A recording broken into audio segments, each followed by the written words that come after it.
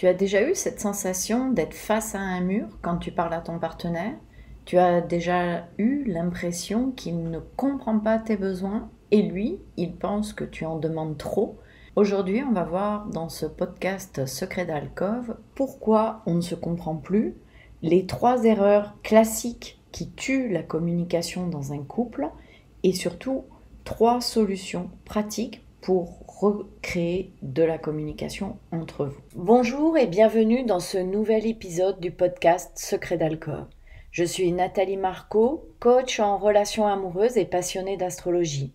Et chaque semaine, je t'accompagne pour t'aider à transformer ta relation, à raviver la complicité et à retrouver le bonheur à deux. Ensemble, nous allons explorer des outils pratiques, des réflexions profondes et des clés pour vivre pleinement ta vie amoureuse. Si tu ressens que ce podcast t'inspire et qu'il peut être utile à d'autres femmes, n'hésite pas à le partager autour de toi. Et si tu souhaites soutenir le podcast, une jolie note et un commentaire me feront plaisir et m'encourageront à t'apporter encore plus de contenu.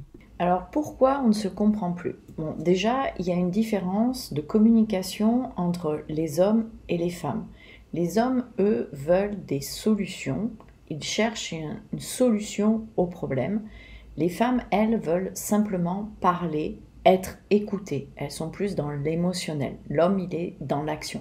Par exemple, si en rentrant du travail, tu as lancé une machine et que la machine, elle avait le linge à déborder, quand ton mari va rentrer du travail, tu vas vouloir lui expliquer que tu as dû éponger, que ça t'a pris 3 heures, que tu en as marre de cette machine et tout ça. L'homme, lui, la première chose qu'il va te dire, t'appelles la boîte où vous avez acheté la machine, tu fais venir le dépanneur, ou il va te dire, elle est vieille, je te passe la carte bleue et on en achète une autre. Et toi, du coup, tu vas te sentir frustré. L'homme, il est orienté solution et toi, tu es orienté plutôt discussion. Il faut parler de tes émotions.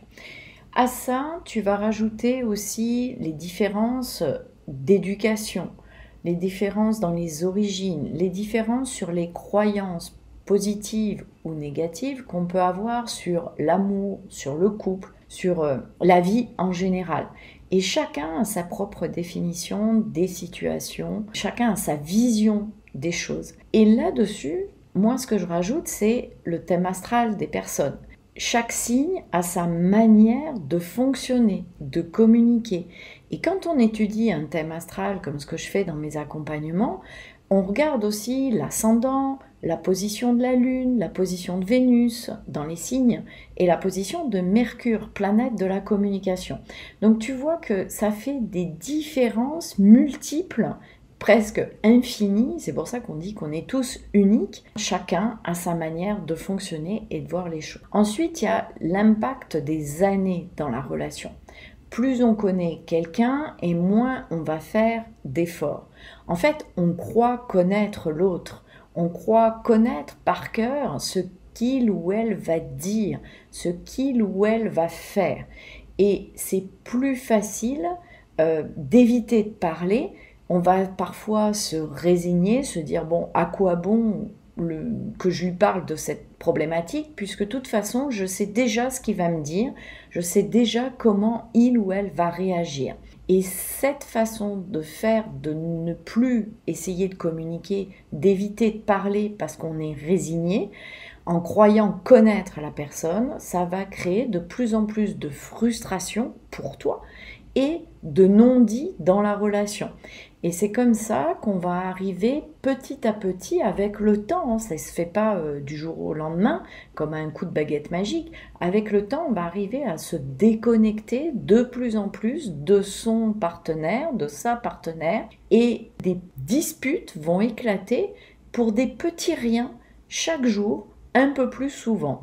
D'ailleurs, à ce sujet, je t'invite à écouter mon podcast sur les disputes et comment faire pour éliminer une grande partie des petites disputes quotidiennes dans ton couple, ou à suivre aussi dans le descriptif en dessous. Je vais te mettre le lien de mon programme « Comment éliminer 90% des disputes répétitives dans ton couple en moins de 30 jours ». Tu vas voir qu'il y a des vraies solutions à mettre en place. Et ensuite, la troisième raison pour laquelle on arrive à ne plus se comprendre, c'est les blessures et les fausses croyances qui déforment nos attentes dans le couple.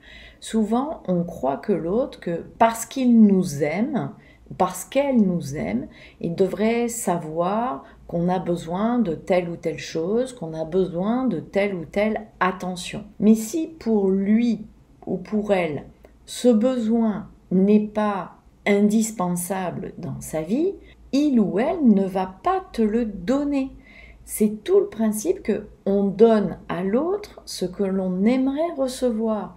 Si toi, pour être bien, tu as besoin de parler, mais que ton partenaire ou ta partenaire n'a pas besoin de parler pour se sentir bien en phase avec toi, l'autre ne va pas chercher à communiquer. C'est indispensable de savoir déjà ce dont toi tu as besoin, ce dont toi tu as envie, pour pouvoir l'exprimer à l'autre, pour que l'autre puisse t'apporter ce dont tu as besoin. Je prends toujours l'exemple là, si tu as besoin d'avoir un câlin, même de 1 minute tous les jours pour te sentir bien, heureuse et amoureuse et épanouie et aimée, mais que tu ne l'exprimes pas et que ton partenaire, lui, n'a pas besoin de câlins pour se sentir bien, il ne va pas t'en faire des câlins.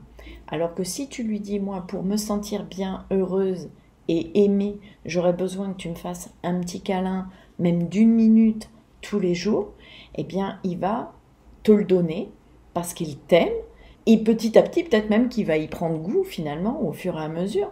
Mais si tu ne lui demandes pas, il ne te l'apportera jamais. Et d'ailleurs, à ce niveau-là, c'est tout le principe des langages de l'amour, c'est de donner à l'autre ce dont l'autre a besoin.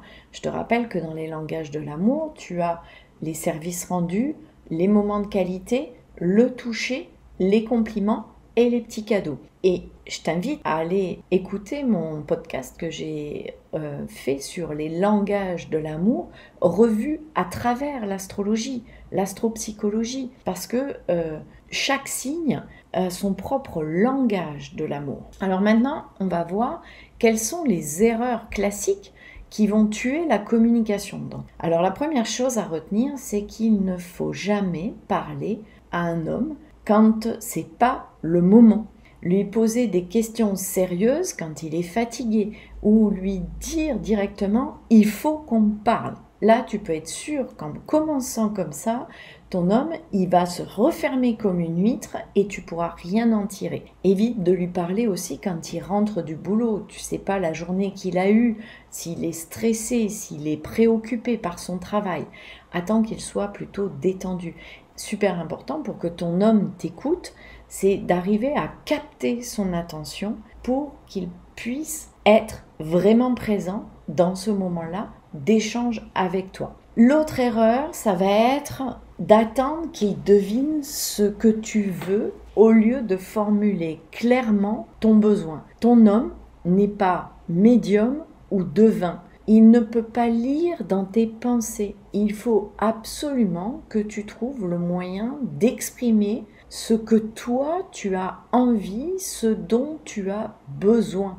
Et c'est toujours pareil, à condition que toi tu saches exactement quels sont tes besoins et tes désirs. Ça me fait penser, tu vois, quand j'ai fait ma crise de la cinquantaine, j'ai dit à mon homme, je te quitte parce que j'ai envie de vivre une vie plus fun. Et là, il m'a répondu, oui, mais c'est quoi plus fun pour toi? Et je ne savais pas, à l'époque, quand je l'ai quitté, je ne savais pas ce que je voulais vraiment derrière une vie plus fun. Mais je savais que je ne voulais plus vivre la vie que l'on avait. Mais la vie plus fun, exactement, je ne savais pas ce que c'était. Et c'est à partir du moment où je me suis posée seule avec moi-même, que je me suis posé cette question, mais c'est quoi vraiment une vie plus fun? Et que j'ai mis sur le papier tout ce que j'avais envie de vivre d'ici la fin de ma vie, que après, quand on s'est retrouvés, j'ai pu lui exprimer clairement quels étaient mes besoins, mes attentes et mes désirs pour les années à venir. Et on a décidé ensemble de mettre en place des choses et lui, il a fait ce travail aussi, lui, de son côté. L'autre grosse erreur va être d'interpréter les silences de ton homme comme un manque d'amour. En préambule, je t'ai dit que les hommes avaient une autre manière de communiquer que nous, les femmes. Les hommes n'ont pas forcément besoin d'exprimer leur ressenti, ce qui n'est pas du tout notre cas, nous, en tant que femmes. Et ça ne veut pas dire que ton homme ne ressent aucune émotion, loin de là. Quand j'ai travaillé chez Je récupère mon ex, où j'ai accompagné principalement des hommes qui venaient de se faire quitter, j'ai constaté, et c'est toute la démarche que j'ai là aujourd'hui, c'est te faire comprendre que ton homme, il est comme toi en fait. J'ai constaté que beaucoup d'hommes étaient totalement abattus, tristes, désemparés par cette séparation parce qu'en fait, ils aimaient profondément leur femme et qu'en fait un homme il va plutôt que de parler, il va avoir des actes. L'homme il est yang, il est dans l'action. Nous les femmes on est yin, on est dans le ressenti, dans l'émotionnel. On a un peu de yang, mais les hommes ont un peu de yin aussi. Et donc il a cette manière de te montrer qu'il t'aime en passant à l'acte. Très souvent un homme va plus se concentrer sur son travail une fois qu'il est en couple parce qu'il va chercher à te protéger, à protéger sa famille, à protéger son foyer en apportant un certain confort, on va dire matériel, en apportant sa pierre à l'édifice au niveau matériel. Il va faire des travaux dans le foyer pour améliorer l'existant, mais c'est sa manière de te montrer qu'il t'aime. Et nous, les femmes, on a tendance à interpréter ça différemment. On voit pas le geste d'amour, la preuve d'amour dans le fait qu'il passe plus d'heures au travail, dans le fait qu'il passe du temps à faire des travaux dans le foyer pour améliorer l'existant. Nous, on n'arrive pas à le percevoir comme des preuves d'amour. C'est une des erreurs, c'est d'interpréter ces silences comme un manque d'amour parce que nous, on ne fonctionne pas de la manière dont l'homme fonctionne. L'autre n'est pas à ton image. Alors maintenant, on va voir quelles sont les 3 solutions pratiques que tu peux mettre en place dès maintenant dans ta vie de couple pour améliorer ta communication avec ton homme. La première astuce, ça va être de choisir le bon moment pour qu'il soit dans un moment où il est réceptif, un moment où il a le temps. Alors je t'inviterai déjà à créer ce moment propice pour parler. Par exemple, proposer d'aller marcher, d'aller au resto ensemble, d'aller même ne serait-ce que boire un thé, un apéro, tous les deux, sans les enfants, de façon à ce que vous soyez totalement disposés à échanger. Évite de lui dire, viens, on va faire un tour pour parler. Tu lui proposes d'aller faire une balade, d'aller faire quelque chose, une activité, juste vous deux, pour parler, mais tu lui dis pas que c'est pour parler. Et là, vous allez pouvoir, pas tout de suite dès le départ, mais tu vas pouvoir petit à petit amener le sujet dont tu as envie de parler avec lui. Et la deuxième astuce serait aussi de dire les choses, dire ce dont tu as besoin à partir de toi, je, et pas d'accuser. Évite le « tu ne fais jamais ça », tu ranges mal tes affaires, tu laisses traîner tes fringues, tu. Le tu, du verbe tuer. Essaye de parler à partir de je. Au lieu de dire tu passes trop de temps au travail, exprime-lui plutôt le besoin que tu as de passer plus de temps de qualité seuls tous les deux, tout simplement, ou en famille. Quand je vois toutes ces fringues par terre en rentrant du travail, j'ai besoin d'avoir une maison rangée et propre pour me sentir à l'aise et avoir envie de me détendre. Est-ce que ce serait possible pour toi de mettre tes affaires sales dans le panier de linge sale ? Et normalement, il va avoir plus envie de te faire plaisir si tu lui parles comme ça que si tu lui dis « tu ranges jamais ton bazar ». Tes fringues, ça traîne toujours par terre, tu me prends pour ta boniche. Et là, ça va monter, la sauce, elle va monter parce que tu es accusatrice. Tu juges ses actions. La troisième solution, ça va être de poser des questions ouvertes sur le sujet. Et toi, comment tu vois les choses? Qu'est-ce que tu en penses? Qu'est-ce que tu penses à ce sujet? Ça va lui permettre de s'exprimer. Mais surtout, quand il va s'exprimer, tu l'écoutes. Il t'a écouté, ou tu lui demandes dès le départ de t'écouter jusqu'à la fin. Il n'intervient pas. Après, toi, tu l'écoutes. Et tu ne le coupes pas. Tu te retiens, tu notes dans ta tête les points que tu as besoin d'approfondir, de comprendre, parce qu'en plus, on n'a pas toujours la même vision des choses, mais surtout, le mot ne veut pas toujours dire la même chose pour l'un et pour l'autre. Par exemple, sur la propreté à la maison, toi, c'est nickel, on pourrait manger par terre parce que c'est super propre. Ça, c'est ta vision de la propreté. Et peut-être que pour lui, sa vision de la propreté, c'est une maison qui est rangée, d'accord? Juste rangée, peu importe s'il y a des miettes par terre. La précision dans les mots.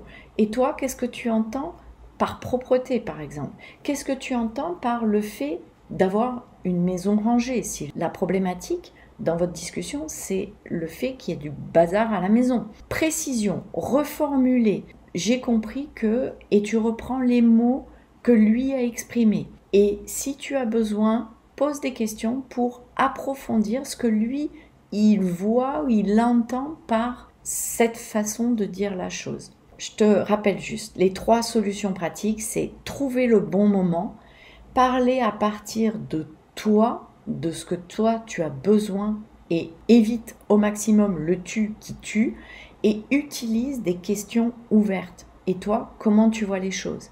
Qu'est-ce que tu penses de ça? Qu'est-ce que ça veut dire pour toi? Alors si tu as aimé cet épisode, je t'invite à le partager à une amie qui traverse la même situation que toi actuellement. Dis-moi en commentaire qu'est-ce qui te pose le plus de soucis dans ta vie de couple, dans ta communication aujourd'hui avec ton partenaire. Ça me permettra de pouvoir te répondre soit par le biais d'un autre podcast, soit par le biais d'une vidéo. Je te souhaite une très belle journée. Je te dis à la semaine prochaine pour le prochain épisode du podcast Secret d'Alcôve. Ciao, bonne journée.